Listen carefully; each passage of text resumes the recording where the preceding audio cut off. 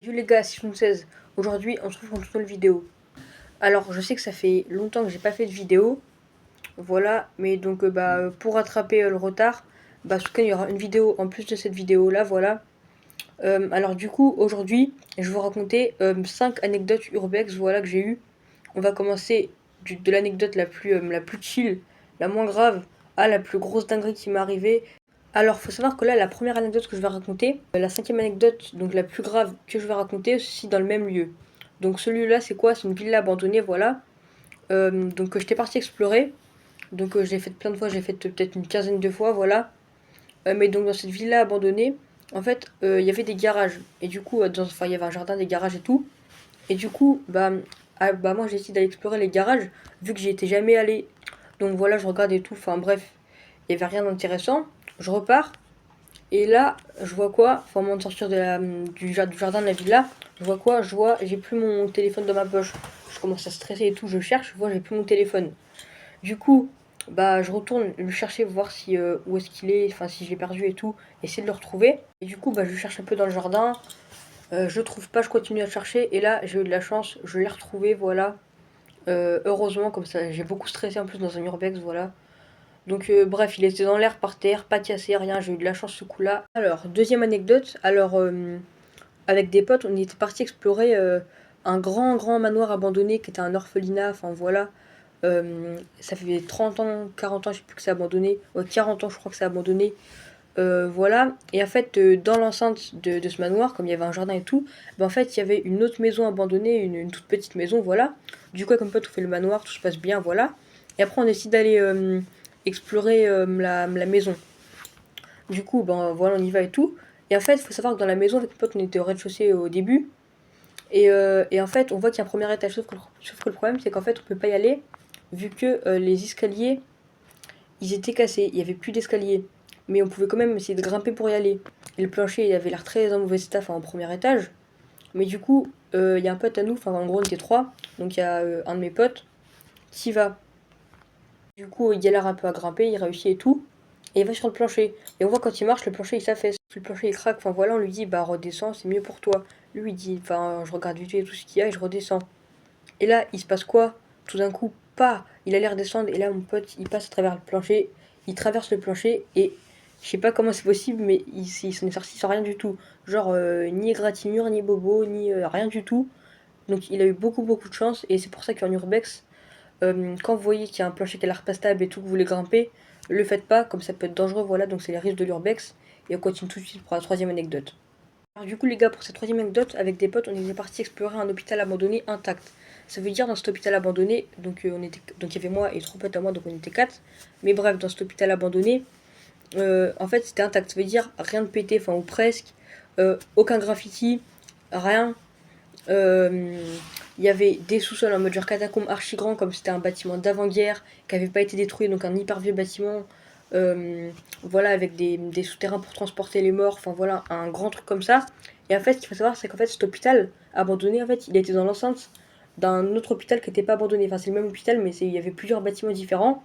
Et donc, ce bâtiment-là abandonné, avec des potes, on va l'explorer et tout. Sauf qu'en fait, à l'entrée, il y avait des caméras. On se dit, bon, vas-y, c'est pas grave, et du coup, on rentre quand même, on l'explore et tout. Et là, je pense que vous voyez le truc arriver. Donc voilà, on finit d'explorer et tout. Et au moment de sortir, il se passe quoi? Il y a un agent de sécurité qui arrive, qui nous dit, enfin qui arrive et tout. Et donc on était quatre, je vous ai dit. Il y a un pote à nous qui a essayé de se barrer en courant. Mais le gars, il dit rester là, donc du coup, il reste là. Et heureusement, le mec, il était sympa. Il a juste dit, voilà, ça peut être dangereux et tout, vous savez pas sur qui vous pouvez tomber. Il était super sympa, pas agressif, voilà, il a rien fait, il a juste dit, si jour, voilà, j'appelle la police et vos parents, et donc c'est pour ça que j'ai pas y retourner. Mais franchement, l'urbex c'était super, il y avait une chapelle, enfin, vraiment le truc, personne n'y était jamais allé. En plus, c'était vraiment immense, voilà. Pour ceux qui ont vu ma vidéo de l'usine abandonnée, pour faire une comparaison, c'était même plus grand que l'usine abandonnée, donc c'était vraiment un truc énorme. Mais bref, le gars était cool comme je vous l'ai dit. Voilà, on n'a rien eu. Et on passe tout de suite à l'anecdote suivante. Alors pour l'anecdote suivante, avec des potes, donc pareil, on était quatre. Et donc on a décidé d'aller explorer un énorme immeuble abandonné qui était vraiment très grand. Voilà, qui était abandonné il y a plus de 10 ans parce qu'il y avait des dealers, enfin voilà. Et ça a commencé à devenir insalubre. Et du coup, bah, on y va. Entrée facile et tout. On arrive, il y avait déjà 10 minutes de squat. Donc en bas, il y avait plein de déchets, des bières, de la bouffe et tout. Du coup, on monte, on explore normal. Et au moment d'arriver au dernier étage, et ben on commence à s'en débrouiller de pas et tout. Du coup, on se dit, bah, il doit y avoir un mec, on se barre en courant, mais ça se finit pas là. Comme là, à la rigueur, on aurait pu juste avoir des doutes. Mais vous allez voir ce qui s'est passé après. Donc quelques jours plus tard, il y a des potes à moi, voilà. Enfin, il y a un pote à moi et des potes à lui. Donc du coup, qui sont y allés explorer aussi. Et du coup, bah, enfin, ils vont comme nous, tout, ils explorent le bâtiment. Mais ils arrivent au dernier étage. Et au dernier étage, en fait, ils nous ont dit qu'en fait, ils ont vu une tente avec une sorte enfin, de feu de bois, mais genre éteint. Il y avait juste les bûches, le cercle, enfin voilà, à côté, avec de la bouffe pour chat, de la bouffe, de la bière, voilà. Mais c'est pas tout. En fait, après, quand ils sont redescendus et qu'ils sont partis, et heureusement qu'ils sont partis à ce moment-là, comme sinon ils auraient été dans la merde, mais ils ont eu beaucoup, beaucoup de chance, enfin, coïncidence de fou, parce qu'ils seraient restés peut-être 30 secondes de plus, ça aurait pu très très mal tourner pour eux. Du coup, redescendus, ils partent et tout, ils voient quoi? Ils voient un mec, genre, qui avait l'air d'être un SDF, rentrer avec un couteau dans le truc. Donc voilà, avec un couteau, enfin, ils ont pas trop bien vu, mais un objet tranchant, quoi, en tout cas, mon pote, il m'a dit. Donc voilà, donc ce jour-là, avec mon pote, on a eu de la chance, parce que si on serait peut-être rentré dans la pièce, on aurait entendu les bruits, on aurait peut-être pu se prendre un coup de couteau, donc ça a été très chaud. Et on passe tout de suite à l'anecdote suivante, et ça c'était le truc le plus hard les gars, je pense que vous n'êtes pas prêts. En plus ça m'est arrivé à moi, donc c'est très chaud. Alors pour l'anecdote suivante, comme je vous ai dit, ça se passe dans le même lieu que la première anecdote où j'ai perdu mon téléphone. Alors en fait, cette ville abandonnée, je vous dis, j'ai exploré plein de fois. Du coup cette fois-là c'était avant l'histoire du garage, mais bref. En gros je peux faire explorer tout avec deux potes à moi. Du coup on y va et on commence à entendre des bruits, voilà, et tout, on se dit putain c'est chaud et tout. Donc on se débrouille, on se cache et tout, et en fait on voit que c'est d'autres mecs de notre âge, voilà, normaux comme nous, qui viennent explorer. Du coup on sympathise avec eux, on continue l'urbex ensemble, on leur fait visiter vu que nous on connaissait déjà, eux ils connaissaient pas. On entend encore des bruits dans la villa, voilà. Donc en fait il faut savoir que dans cette villa il faut rentrer par le sous-sol par un petit trou.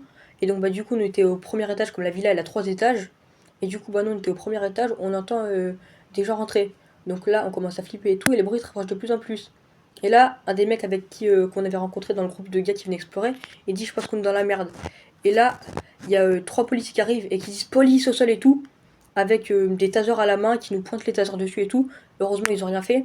Mais ils nous pointent les tasers, ils nous disent police au sol. En plus, moi ce jour-là, j'avais des bombes de peinture comme je voulais essayer de graffer.